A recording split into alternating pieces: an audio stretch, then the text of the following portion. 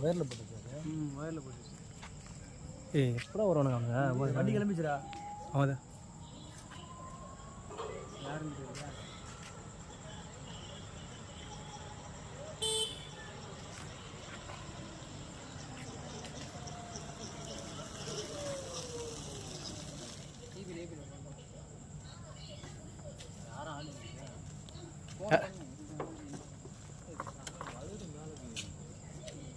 நம்ம current off பண்ணலாம்பா.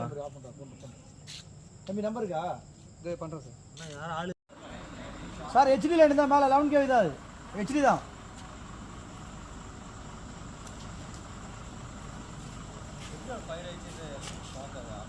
அதே கீழே ஏதோ காஞ்ச ஓலை இருக்குல்ல சார், அது அதில் ஸ்பார்க் ஆச்சுன்னு தெரியல.